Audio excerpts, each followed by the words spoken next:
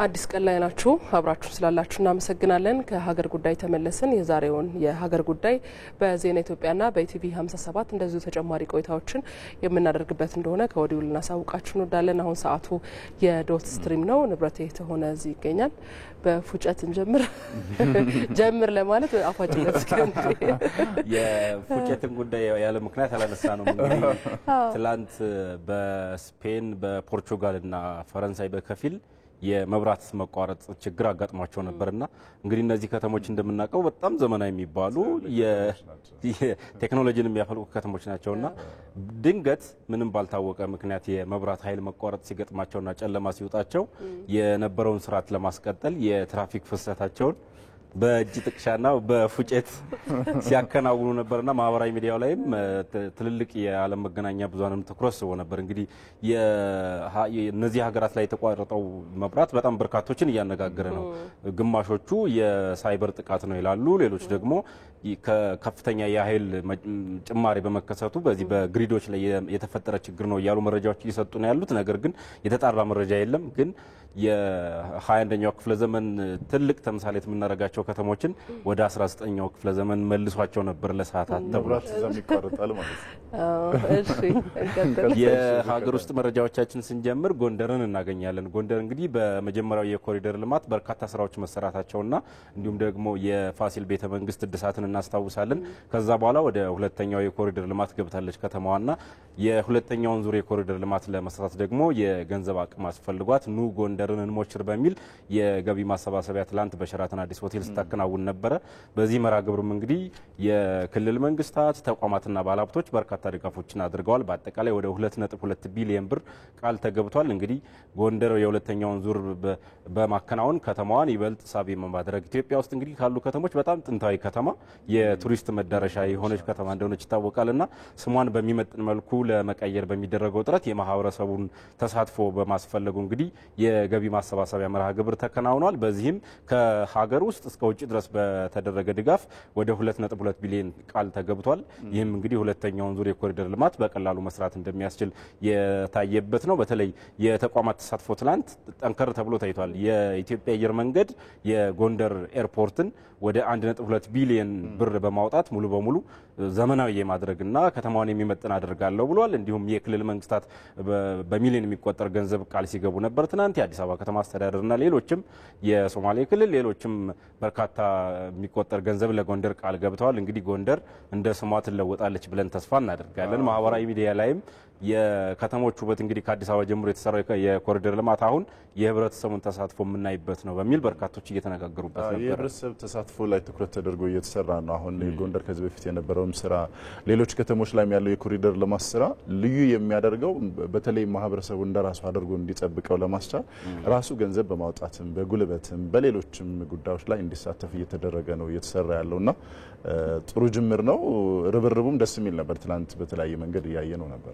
ፕሬዚዳንት ታዬ አጽቀሥላሴም ለጎንደር እጃችሁን ለዘረጋችሁ ሁሉ እናመሰግናለን፣ ጎንደር የኢትዮጵያ ምልክት ናት ሲሉ ነበር ትላንትና። ሁለተኛው መረጃችን ወደ ውጭ ወስደናል። የታይታኒክ መርከብ የመስመጥ አደጋን እንግዲህ በርካቶች እናስታውሳለን። በጣም ዓለም ካስተናገደቻቸው አሳዛኝ ታሪኮች ውስጥ ነው። በአሁን ደግሞ የተሰማው ወሬ ታይታኒክ መርከብ ላይ ሲሳፈሩ የነበሩ ሰው የተረፉ ሰው ናቸው እድለኛ ሆነው እና የጻፉት ደብዳቤ ነበረ። አሁን በተደረገ ጨረታ ወደ $400,000 ተሽጧል። ይሄ ደብዳቤ እንግዲህ በእኛ መምታት ነው አይደለ? በጣም በብዙ ብር ነው የተሸጠውና በርካቶች እየተነጋገሩበት ነው ያለው። ከመርከቧ ጉዞ አደጋ ከመድረሷ ቀደም ብለው ጽፈውት በመርከቡ ፖስታ ቤት ያስገቡት ደብዳቤ ነው። እርሳቸው እንግዲህ እንደ ትንበያ የሚመስል ነገር ነው የጻፉበት። ያጋጥሙ የነበሩ መንገጫገጮችና ችግሮችን የጠቀሱበትና አጋጣሚያቸውን የጻፉበት ነው። እንግዲህ የገዢው ስም አልተጠቀሰም ማን እንደሆነ በዚህ መረጃ ላይ። ነገር ግን በርካቶች እየተነጋገሩበትና እንዲህ አይነት ነገሮች ሲመጡ በተለይ አሁን ቅርስ ተብለው የሚቀመጡ ነገሮች በግለሰብ ደረጃ ትኩረት እየተሰጣቸው ስለመሆኑ የሚጠቀስ ነውና $400,000 የተሸጠ ደብዳቤ ሆኗል። በርካታ ነገር ሊሰራበት ይችላል። በርካታ ነገሮች ሊሰሩበት ይችላል። ያው ማህበራዊ ጉዳዩና የዓለም አቀፍ መገናኛ ብዙሃን መነጋገሪያ አንዱ ጉዳይ ይሄ ነበረ። ሌላኛው ጉዳያችን በጣም የሚያስገርም ጉዳይ ነው። ወደ ቆጵሮስ ይወስደናል። 468 የወይን ጠርሙሶችን በ8 ሰዓት ላይ በማደራረብ ጭንቅላቱ ላይ ያደርግና ለ10 ሰከንድ ጭፈራ ያደርጋል። ይሄ በጣም የሚገርም ነው። መጨረሻው እኮ አይታይም ምስሉ ላይ ራሱ የጠርሙሶቹ መጨረሻ አይታይም ምስሉ እና ሪከርድ የሰበረ ጉዳይ ነው። ከዚህ ቀደምም በዚህች ሀገር ውስጥ ወደ 319 የወይን ጠርሙሶችን በመደርደር እዚሁ ጭንቅላቱ ላይ በማድረግ ጭፈራ ያደረገ ግለሰብ አለ። በጊነስ ወርልድ የተመዘገበ ነው። ይሄኛው ደግሞ ለ10 ሰከንድ በመቆየት ሪከርዱን አሻሽሏልና የጊነስ ወርልድ የሪከርዱን ለመመዝገብ አሁን የተደረጉ ቪዲዮ ቀረጻዎችን እያጣራው ነው ብሏል። ነገሮች እንደተጣሩ እንግዲህ የዓለማችን የሪከርድ ባለቤት ይሆናል ይሄ ሰውዬ ማለት ነው። በማስችና በተለያዩ ነገሮች አለማያያዙ ግን ተረጋግጧል። እንዴ ያዝ ራሱ ከስራ የተኳል አንድ ሁለት ነው ምናምን ነው የተደራረበው። ከዛ እየሰፋ ነው የሚሄደው። እስከ 8 ሳህኖች የተደራረቡ ናቸው። ቁጥራቸውም በጣም ብዙ ነው። 468 የወይን ጠርሙሶች ናቸው እና በርካቶችን እያነጋገረ ያለ አንዱ ጉዳያችን ይሄ ነው። ሌላኛው መረጃችን ይሄም ትንሽ አግራሞትን የሚጭር ጉዳይ ነው። እኛ ሀገር ላይ ተደጋግሞ የሚሰማ የተሰረቁትን ስልክ መልሼ የገዛሁት አይነት መረጃዎች እንሰማለን በተለያየ አጋጣሚ። እንግሊዝ ውስጥ የሆነው ግን የሆንዳ 2016 ሞዴል መኪናውን ይሰረቅና እሷን ራሷን መኪና መተካት ይፈልጋል እና ማህበራዊ ሚዲያ ላይ ይመለከታል። መኪና ራሷን የምትመስል መኪና ማህበራዊ ሚዲያ ላይ ለሽያጭ መቅረቧን ይመለከታል። አፈላልጎ ያገኝና ያው የታርጋቸው ስለሚቀየር መኪናዋን ይገዛል። ቤት መኪናዋን ይዞ ከሄደ በኋላ ከሱ መኪና ጋር የምትመሳሰሉ ነገሮች ይበዛዋል። ውስጥ የተቀመጡ ነገሮች ባደረጋቸው ፍተሻዎች እሱ መለየት አቃተው። ግን ወደ ሆንዳ የመኪና ማከፋፈያ ወስዶ ባደረገው ማጣራት የመኪና መለያ ቁጥር የተቀየረና ተሰርቆ የተሸጠ መኪና እንደሆነ ይነገረዋል። ያኔ ራሱ መኪና መሆኑን ያረጋግጣል። አሁን መኪናዋን በፖሊስ ቁጥጥር ስር ትገኛለች። ቀጣይ እንግዲህ ምን እንደሚሆን እንመለከታለን። ድጋሚ የማጥራት ስራ ለመስራት ነው እና በጣም በርካቶችን እያነጋገረ ነው። እንግዲህ የራሴን መኪና ተካለው ብለሽ ወይም የተሰረቀብኝ መኪና ራሷን ነው መግዛት ብለሽ ገበያ ስትወጪ የተሰረቀሽው መኪና አግኝተሽ $26,000 አውጥቶ ሁለተኛ መኪናውን የገዛበት አጋጣሚ በርካቶችን እያነጋገረ ነው።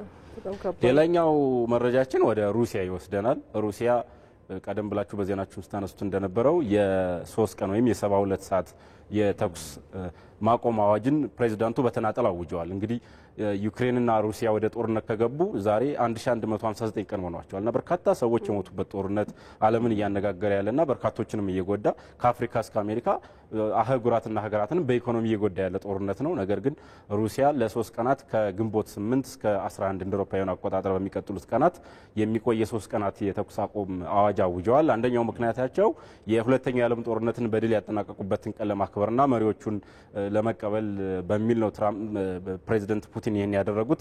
ከዩክሬን በኩልም ኢሚዲየት የሆነ የተኩስ አቁም ለ30 ቀናት እንዲደረግ ፍላጎት አሳይታለች።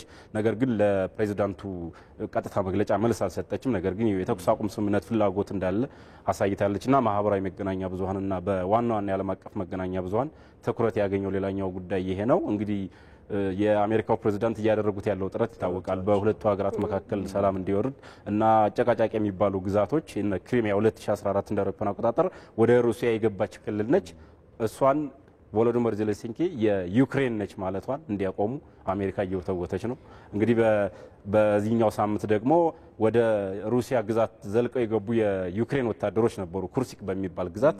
ያንንም ሩሲያ ነጻ ማውጣት ትችላለችና ጦርነቱ ወደ ሌላ መልክ እየሄደ የሩሲያን የበላይነት እያሳየ ይመስላል። ነገር ግን እንደ አሜሪካ ያሉ ሀገራት ደግሞ ስምምነት እንዲደረግ በርካታ ጥረትን እያደረጉ ነው።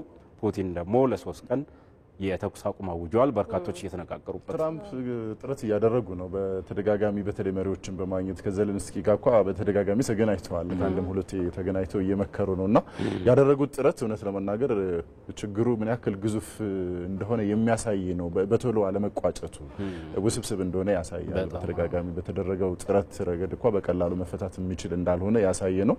የበለጠ ትልቅ ጥረት የሚጠይቅ ይመስለኛል ጉዳዩ። በተለይ የትራምፕ ጥረት በአውሮፓውያን የመደገፉ ነገር ጥርጣሬ ያለበት። አውሮፓውያን የሚደግፉ ቢሆን እስካሁን በጣም መሳካት እድሉ ሰፊ ይሆን ነበር። ከዚህ ከክሪሚያ ጋር ከአጨቃጫቂዋ ግዛት ጋር ተያይዞ የአውሮፓውያን ወደ ዩክሬን የሚቆሙበት መንገድ ሰፍቶ ይታያልና ያንን ማጥበብ አለመቻላቸውና ይዘውት የመጡ አማራጭ ሁለቱን ሀገራት ወደ ሰላም ያመጣሉ የሚለውን በቀጣይ የምንመለከተው ይሆናል። እንግዲህ ይህንን ጉዳይ ደግሞ ወደ በኋላ ላይ በትንታኔ እንመለከተዋለን። መልካም መረጃዎች እነዚህ ናቸው። እናመሰግናለን። መልካም